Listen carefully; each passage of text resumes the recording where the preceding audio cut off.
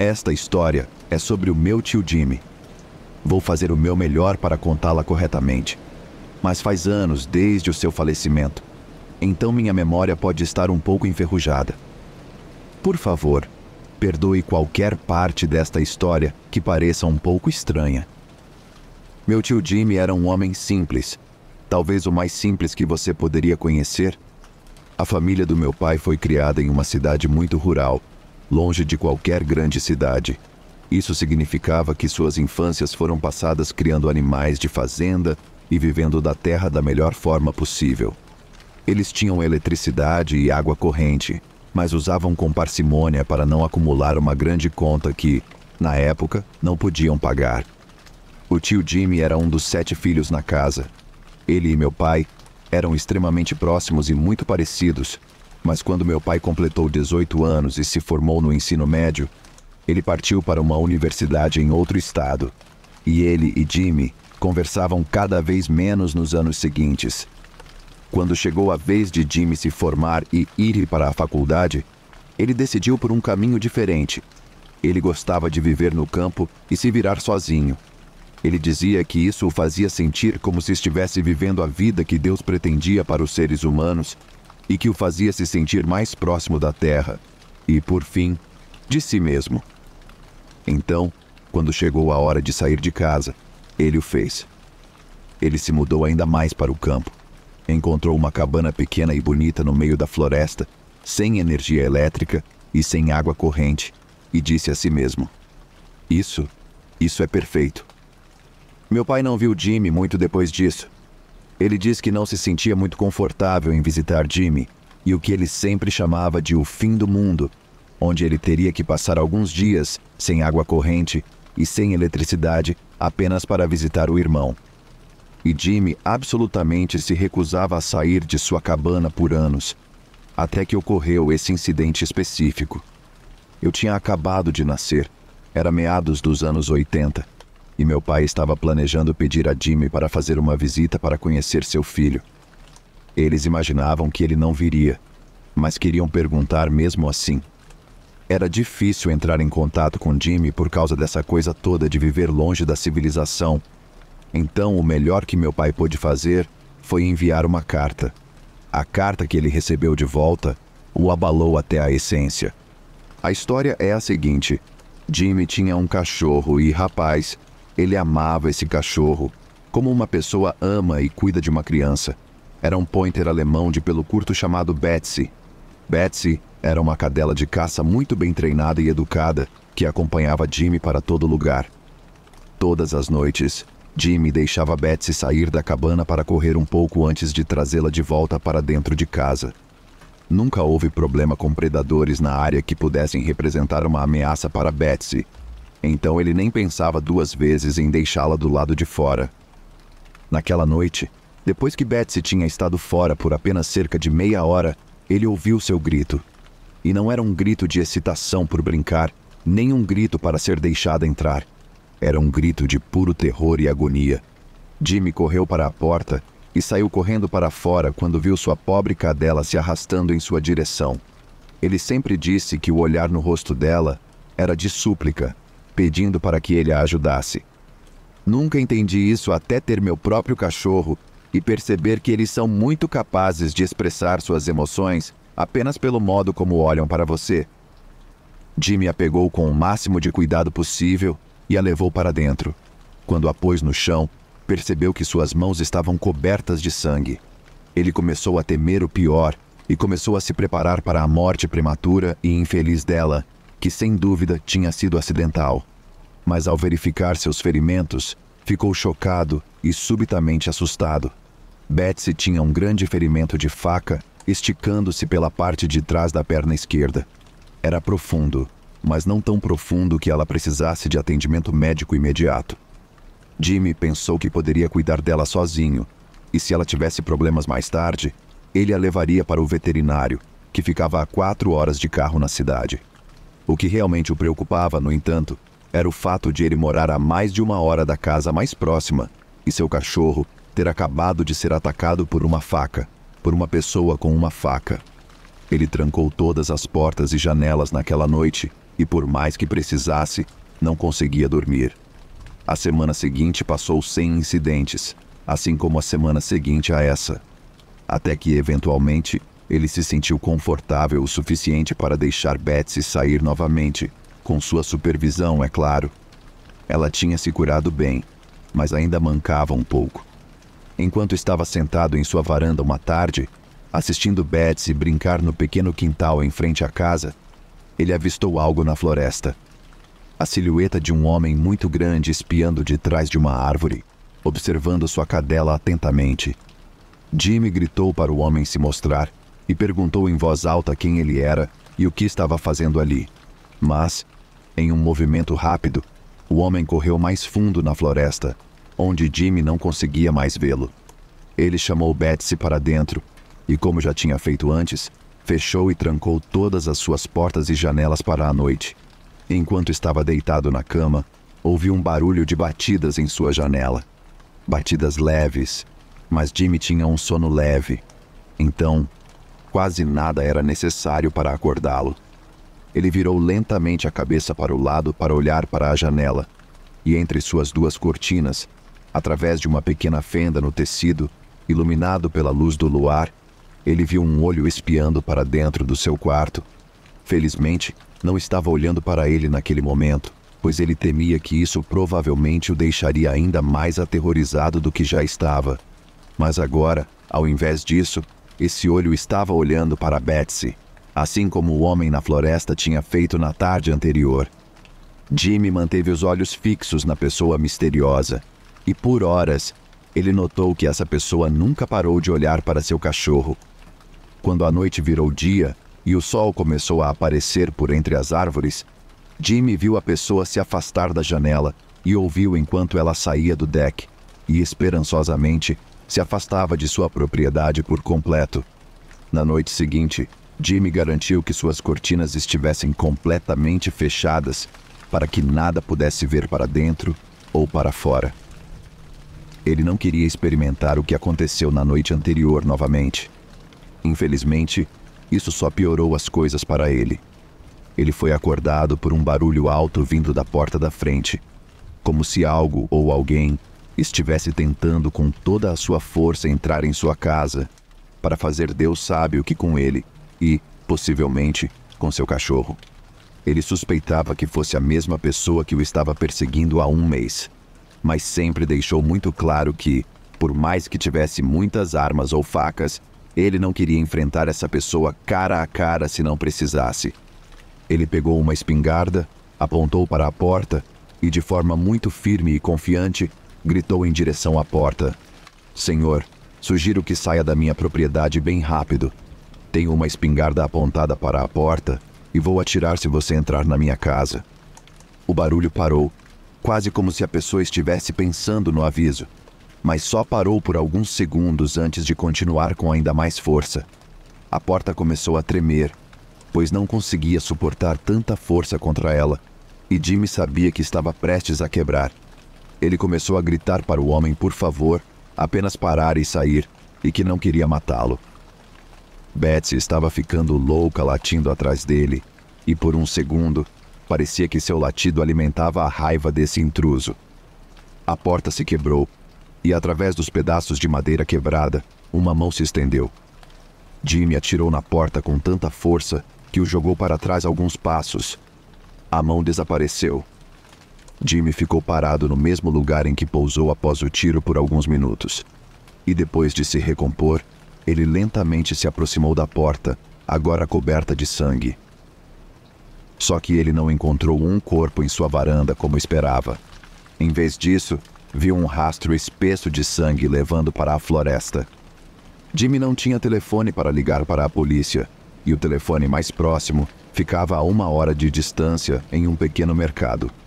Quando o sol nasceu, ele colocou Betsy em sua caminhonete, depois de trancar sua casa da melhor maneira que podia, e partiu.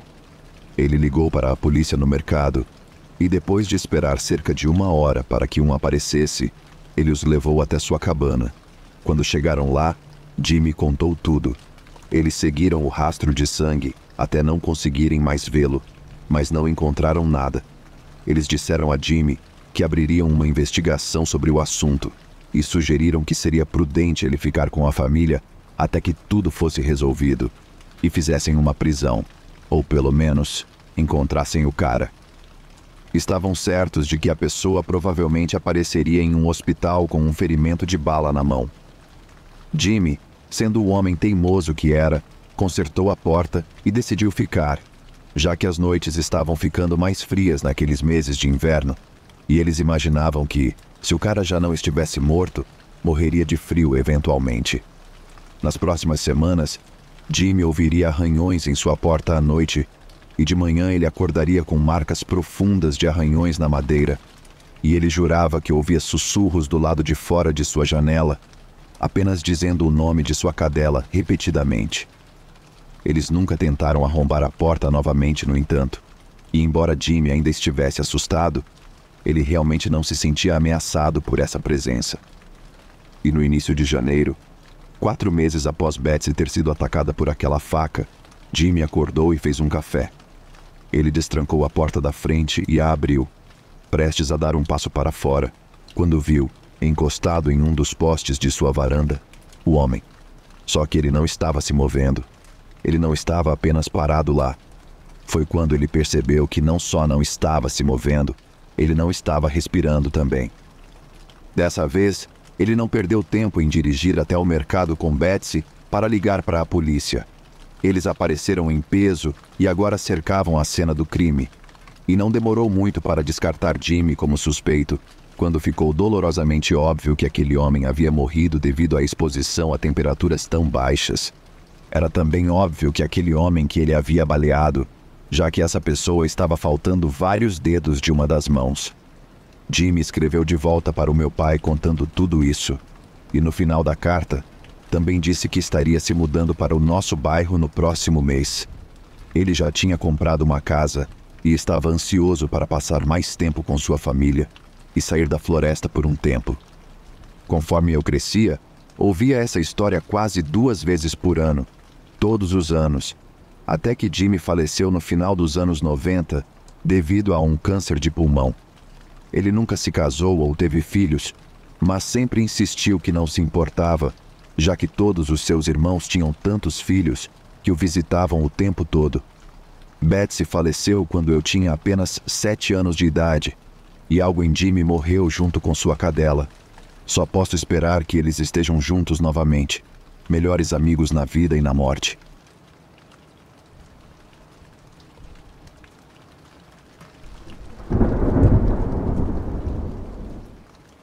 Eu não sabia muito sobre viver no meio do mato quando comprei uma casa com a minha melhor amiga, mas foi um negócio realmente bom que não pudemos deixar passar. Minha amiga Julie e eu estávamos estudando a cerca de meia hora de distância, e comprar uma casa pelos próximos 4 anos acabou sendo mais barato do que o aluguel seria no final de tudo. Além disso, isso significava 100 locadores e podíamos fazer o que quiséssemos com o lugar. A casa era tecnicamente considerada fora da rede, já que não estava conectada à rede elétrica da nossa cidade, o que, é claro, nos ajudou no preço. Felizmente, os proprietários anteriores concordaram em nos vender seus painéis solares como parte do preço geral, o que foi realmente uma sorte. A casa também tinha um sistema séptico e um poço, então, mesmo estando fora da rede, ainda tínhamos todos os luxos de viver em uma casa na cidade. Tanto eu quanto Julie tínhamos empregos bastante bem remunerados. E não me envergonho de dizer que ambos viemos de famílias que nos ajudaram com a hipoteca de vez em quando. De qualquer forma, a regra número 1 que fiz com Julie quando concordamos em comprar esta casa juntas foi que não daríamos nosso endereço a ninguém além da família, sem amigos, sem namorados e principalmente sem caras aleatórios. Estávamos no meio do nada, e eu não queria correr o risco de a pessoa errada saber que nós, 2 mulheres de 22 anos, estávamos morando a meia hora da cidade, a milhas da próxima casa. Simplesmente não me pareceu inteligente. Julie sempre disse que estava bem com a regra, e durante o primeiro ano que moramos juntas, ela a respeitou. Pelo menos acho que sim.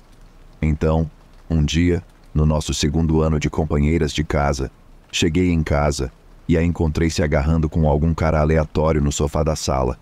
Eu estava furiosa, gritei com o cara para sair, o que, é claro, só deixou Julie brava. Mas eu realmente não me importava. Eu tinha limites, e minha razão para não querer homens na casa parecia bem justa. Depois que ele saiu, ela me xingou, dizendo que eu estava sendo idiota e que receber um cara de vez em quando não ia fazer nada de ruim.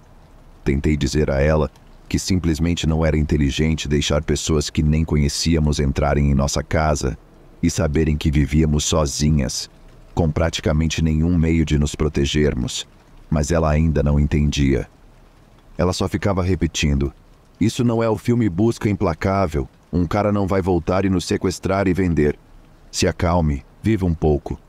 A maneira como ela fazia pouco da situação me fez sentir como se tivesse cometido um grande erro, comprando esta casa com a pessoa que eu achava que conhecia tão bem. Ela tinha sido minha melhor amiga por 4 anos, e eu nunca tive a impressão de que seria tão descuidada. Liguei para minha mãe naquela noite e contei o que aconteceu.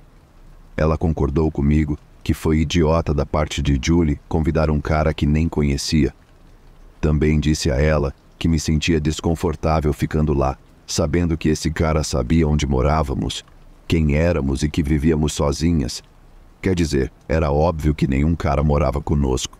Todas as fotos do lugar eram apenas nós duas.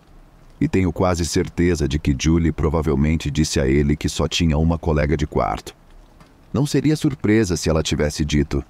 Afinal, ela o trouxe de volta para casa, então falar sobre sua vida não seria um grande problema.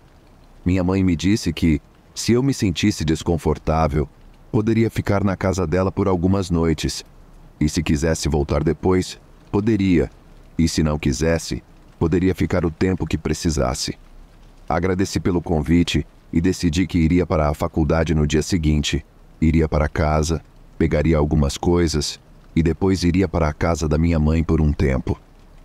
Julie achou que eu estava sendo dramática, mas eu não me importava.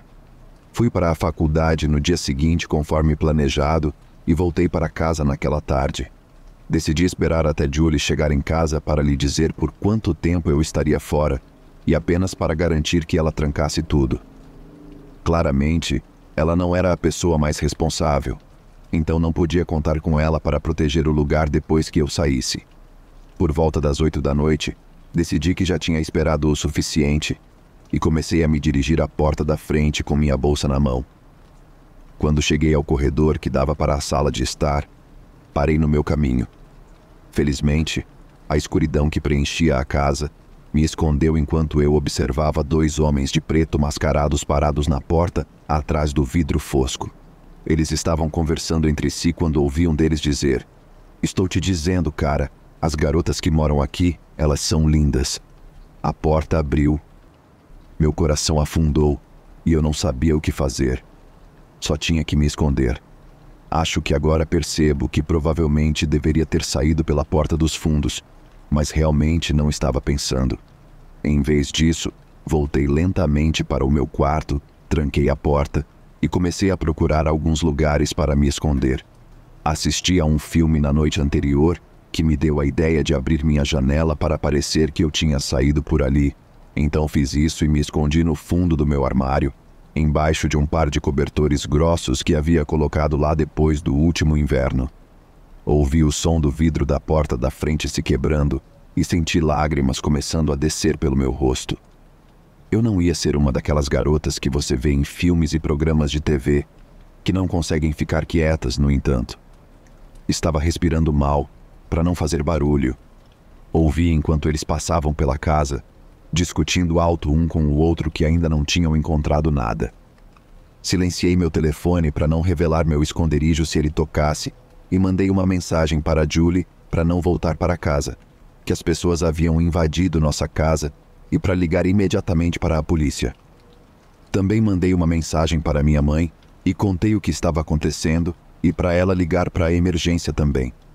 Claro, ambos começaram a ligar no meu telefone, mas quando ouvi os homens tentarem a maçaneta da porta do meu quarto, não consegui me concentrar em nada além de ficar escondida e quieta. Ela deve estar aqui. O carro dela está na frente. Vou ficar muito puto se ela não estiver e você me fez quebrar esta casa por nada.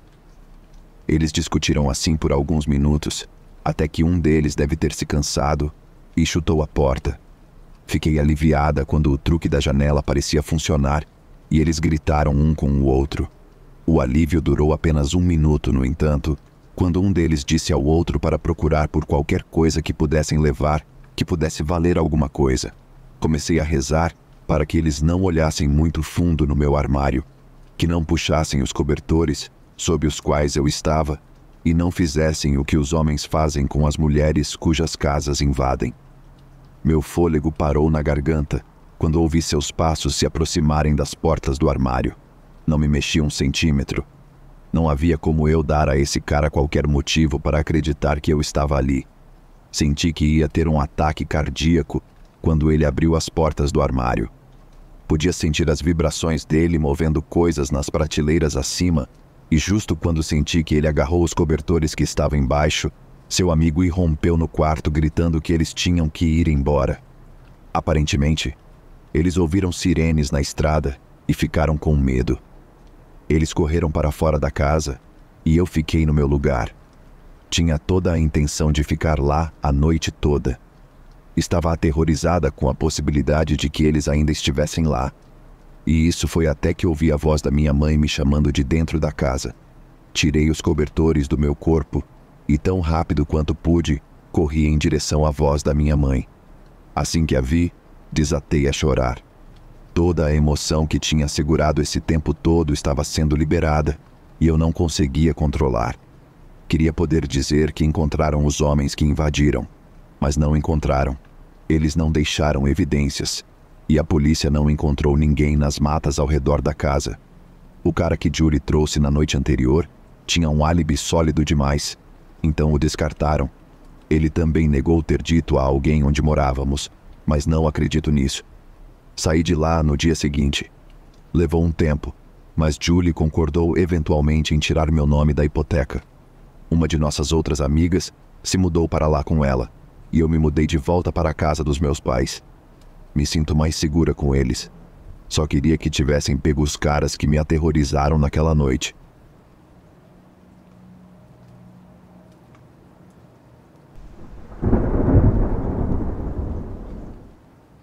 Eu sou uma mulher de 38 anos e moro com meu marido e nosso filho de 4 anos.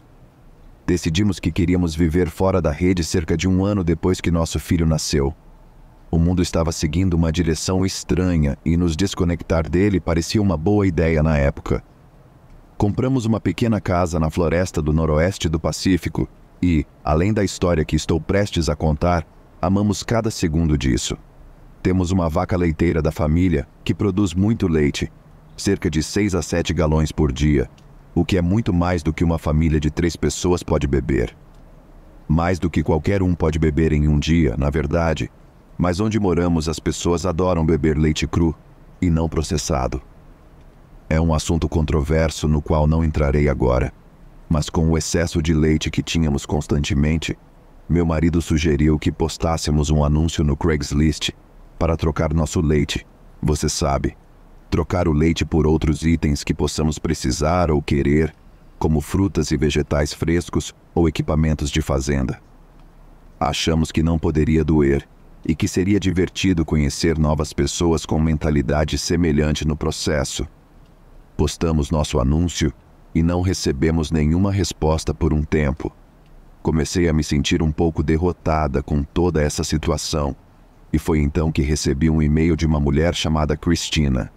Ela me disse que adoraria trocar por um pouco de leite, e não vou mentir quando digo que também fiquei um pouco animada.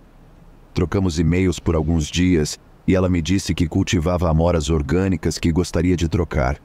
Achei que tudo estava indo muito bem, até que ela simplesmente parou de responder aos e-mails. Eu a enviei outro e-mail 4 dias depois para perguntar se ela recebeu meus e-mails, mas novamente não obtive resposta. Era como se ela estivesse me ignorando de propósito, mas meu marido me disse que às vezes as pessoas ficam ocupadas e que eu não deveria levar para o lado pessoal, então não levei. Segui em frente e continuei esperando que outra pessoa visse o anúncio. Mais de 1 semana e meia depois, finalmente recebi uma resposta da Cristina. Ela estava furiosa porque eu tinha lhe enviado um e-mail no meio da noite, e era minha culpa que ela não tivesse visto.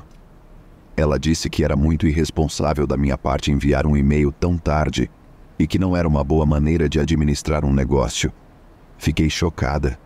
Revisei meus e-mails anteriores para ela e fiquei confusa quando vi que, na verdade, não a havia enviado um e-mail no meio da noite, mas à tarde. E não entendia o comentário dela sobre isso. Não ser uma boa maneira de administrar um negócio, porque eu não estava administrando um negócio. Era um anúncio do Craigslist.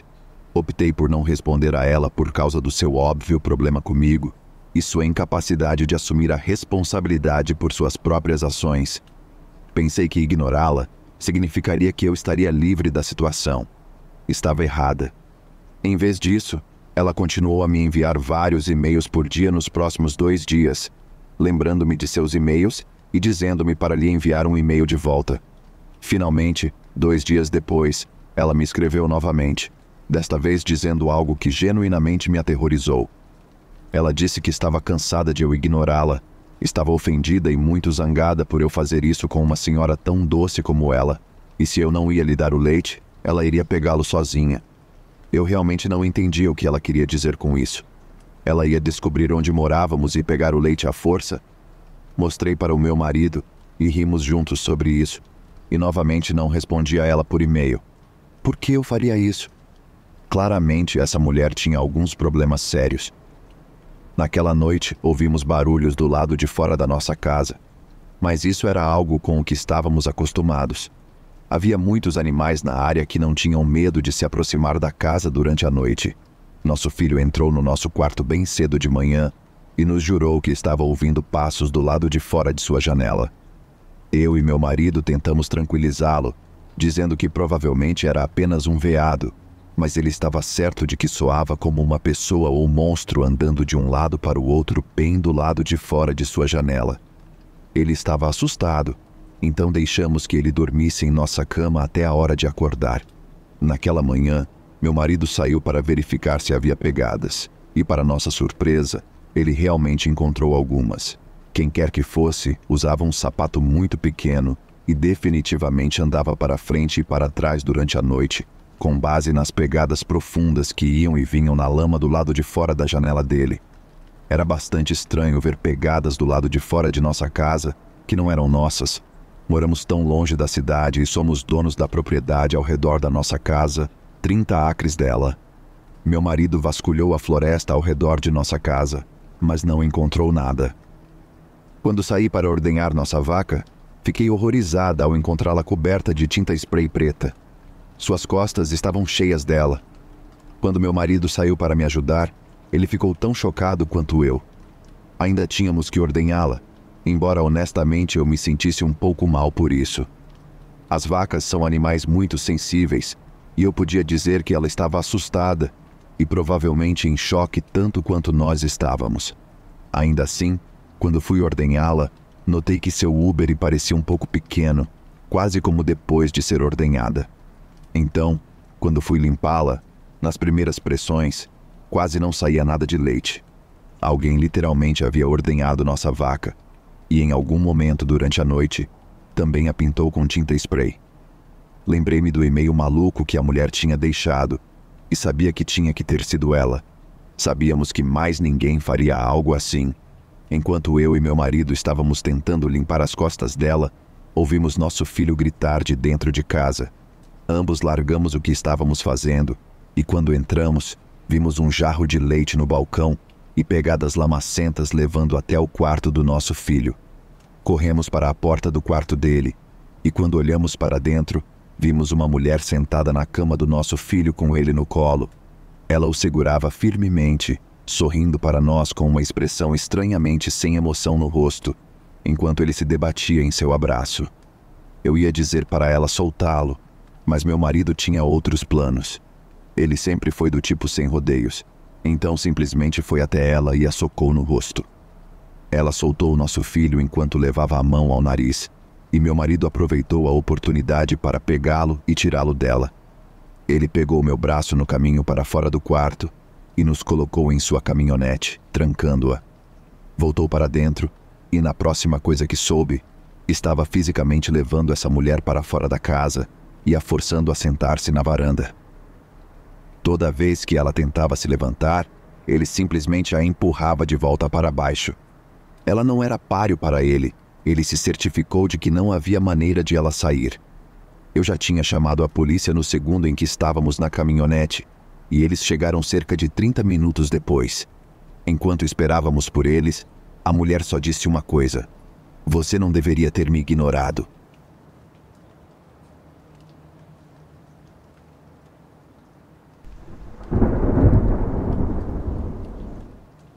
Meu marido e eu não somos realmente do tipo que gosta de atividades ao ar livre. Ambos crescemos em grandes cidades e nunca sentimos a necessidade de morar em um lugar menor. Mas para nossa lua de mel, meu marido decidiu que poderia ser divertido sair da nossa zona de conforto e alugar uma casa de temporada na selva de Montana por 5 dias. Eu não estava muito animada com isso, considerando que estava esperando por uma lua de mel luxuosa no Havaí ou algo semelhante. Mas qualquer momento com meu marido estava destinado a ser bom. Dirigimos de nossa casa no leste de Washington para a pequena cabana pitoresca a algumas horas de distância em Montana. Quando chegamos lá, fomos rapidamente informados de que não havia eletricidade na cabana. Havia água corrente, mas sem banheiro. Se precisássemos ir ao banheiro, teríamos que andar 20 metros da cabana até o banheiro externo. E eu fiquei bastante chateada, para dizer o mínimo. Quando meu marido disse que ficaríamos em uma casa fofa na floresta, eu esperava que pelo menos houvesse energia fornecida para a casa. Eles juraram que o anúncio não dizia nada sobre a falta de eletricidade, mas eu fiquei tão brava que nem sabia se deveria acreditar nele ou não. Talvez ele achasse que seria divertido ficar sem eletricidade enquanto estávamos lá. Meu marido era definitivamente o tipo mais aventureiro, e isso normalmente não seria algo que o impediria de escolher este lugar. Levamos nossas malas até a porta e meu marido pegou a chave debaixo do tapete, onde o anfitrião disse que estaria. Ele abriu a porta e trouxe nossas malas para dentro, e quando fomos sentar no sofá, percebemos um grande fichário sentado na mesa de centro, rotulado como regras. Meu marido e eu ficamos em muitas casas de temporada e só encontramos um livro de regras físico algumas vezes, e quando tínhamos, geralmente eram apenas 1 ou 2 páginas. Quando digo que este livro de regras era um fichário, quero dizer que era um fichário literal, com pelo menos 50 páginas de regras muito detalhadas sobre ficar nesta casa. Meu marido e eu rimos e fizemos comentários rápidos sobre como era um pouco estranho, mas não íamos deixar isso nos impedir de nos divertir. Meu marido colocou o fichário de volta e apenas 10 segundos depois, seu celular tocou. Era uma mensagem do anfitrião que dizia: "Por favor, certifique-se de ler todas as regras." Honestamente, pensamos que era uma coincidência estranha, pois tínhamos acabado de colocar o fichário de volta sem ler nada, e eles nos mandaram uma mensagem para garantir que lêssemos. Era quase como se eles soubessem. Naquela noite, meu marido foi pela casa acendendo velas para nos dar alguma luz e trancou todas as portas e janelas, algo a que estávamos acostumados desde que morávamos na cidade. Deixamos nossas malas na sala e trocamos de roupa para dormir um pouco na cama antes de apagar as velas e irmos dormir. Na manhã seguinte, acordamos e quando entramos na sala, percebi que nossas malas estavam abertas, quando eu tinha certeza de que as tínhamos fechado na noite anterior. Procurei por todos os lugares meu vestido de verão, sabia que o tinha empacotado, mas não estava lá. Quando meu marido se juntou a mim na sala, mencionei a ele que nossas malas estavam abertas quando as tínhamos fechado, e ele ignorou e disse que provavelmente as deixamos abertas, e eu me lembrava errado. Eu sabia que algo estava errado aqui. Meu marido pegou um copo d'água e sentou, colocando seu copo na mesa de madeira à sua frente. Pouco depois, o telefone tocou novamente. Desta vez, simplesmente dizia: "Regra 5, página 3 do fichário. Sempre use um porta-copos ao colocar um copo em qualquer superfície." Foi quando meu marido e eu começamos a nos sentir extremamente arrepiados. Como eles sabiam que ele não estava usando um porta-copos? Como eles sabiam que ele pegou algo para beber?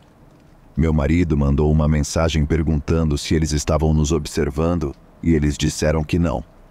Disseram que sempre lembram os hóspedes da regra do porta-copos na manhã seguinte à sua chegada, já que aparentemente é quando as pessoas mais costumam se sentar à mesa com uma bebida. Não sabíamos o que pensar, mas eles tinham ótimas avaliações e apenas consideramos isso mais uma coincidência. Pensando agora, provavelmente deveríamos ter visto os sinais e saído, mas meu marido me tranquilizou dizendo que tudo estava bem e que deveríamos ficar. Aquele dia foi passado principalmente na casa fazendo o que os casais recém-casados fazem. Foi bom, e não recebemos mais mensagens dos anfitriões, o que aliviou um pouco meus nervos. No dia seguinte, decidimos que queríamos fazer uma caminhada até o lago próximo para nadar. Vestimos nossas roupas de caminhada e arrumamos nossas mochilas com o que precisávamos, trancamos a porta e saímos pela trilha perto da casa. A caminhada foi incrível, era tão bonita, e a água no lago era cristalina. No meio da tarde, estávamos prontos para voltar. Quando voltamos para casa, meu marido estava prestes a destrancar a porta quando percebeu que ela já estava destrancada. Quando entramos na cozinha, havia um bilhete na bancada do anfitrião que dizia que eles haviam nos deixado mais toalhas e lençóis extras, e para, por favor, garantir que todas as intimidades fossem mantidas no quarto. Meu marido ficou imediatamente bravo e ambos começamos a acreditar que essas pessoas estavam nos observando. Meu marido me disse para fazer minhas malas e então estaríamos indo embora. Depois de fazermos as malas, fomos para a porta da frente e quando a abrimos, havia um homem e uma mulher parados na nossa frente. Eles se apresentaram como os anfitriões e queriam saber por que estávamos indo embora. Isso só confirmou para nós que essas pessoas estavam nos observando e quem sabe o que tinham visto. A verdadeira surpresa aqui foi que essa mulher apareceu usando meu vestido de verão desaparecido. Ela realmente tinha roubado de mim e teve a audácia de aparecer usando bem na minha frente. Meu marido também percebeu e mencionou, e é claro que eles negaram tudo. Enquanto estávamos na estrada saindo de lá, entramos em contato com a empresa de aluguel de temporada e fizemos uma reclamação contra o anfitrião. Também registramos um boletim de ocorrência na polícia por roubo. Infelizmente, a mulher conseguiu apresentar um recibo para o vestido e aparentemente é completamente legal para uma casa de temporada ter câmeras em suas propriedades alugadas.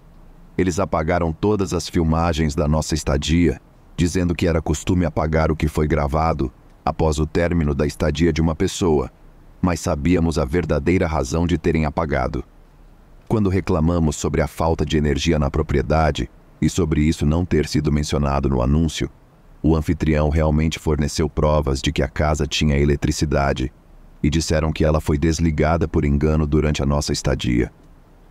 Sentimos que nossa lua de mel inteira foi arruinada por essa total invasão de nossa privacidade e não conseguimos mais ficar em uma casa de temporada desde então. Meu marido fez as pazes comigo, no entanto, com uma semana de férias no Havaí, como eu queria originalmente, pelo qual sou extremamente grata. Da última vez que verificamos, cerca de um mês atrás, a propriedade de aluguel ainda estava disponível.